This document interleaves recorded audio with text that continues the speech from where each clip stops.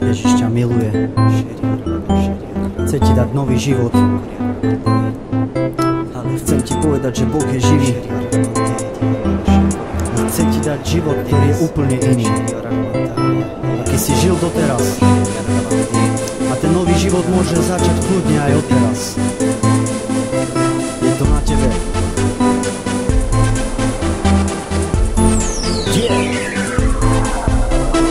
Nebuď zlý, ale zlož tú masku. Otvor srdce, on dá ti lásku a spoznáš, aký je úžasný Boh. Ten, ktorý je zložený z troch. Nebeský Otec, Duch Svätý a Syn. Príjmi spásu a ostaň s ním. Milosrdenstvo, ktoré ti dá, je bohaté a nič sa mu nevyrovná. Zažiješ toho, ktorý je živý. V slave, ktorá je medzi svätými, kde sa zýva Božie meno. Tam je Kristové telo, tak príď do spoločenstva a vypočuj si svedectva. Tak príď a zažij Božiu slavu. Pevný základ postav na skalu. Živého Boha musí zažiť, duchovne sa znovu zrodiť, prijať od Neho nový život a byť navždy s ním.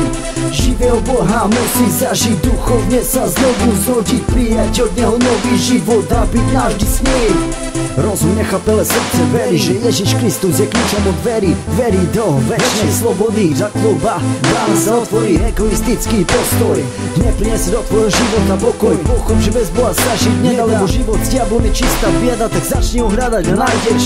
Nezdávaj sa, aj keď padneš, modli sa, čítaj, milo si pýtaj, chceš vedieť viac, tak svätým sa pridaj. Príď do spoločenstva, do Božieho domu.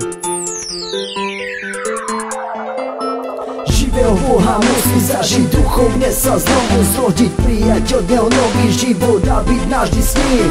Živého Boha musí zažiť, duchovne sa znovu zrodiť, prijať od Neho nový život a byť navždy s ním. Navždy s ním. On ti dá večný život. Živého Boha musí zažiť, duchovne sa znovu zrodiť, prijať od Neho nový život a byť navždy s ním. Živého Boha musí zažiť, duchovne sa znovu zrodiť, prijať od Neho nový život a byť navždy s ním. Požehnaj svoju prítomnosť, Pane. Požehnaj, Pane, prosím. Nech ťa každý spozná. Daj každému milosť, Pane.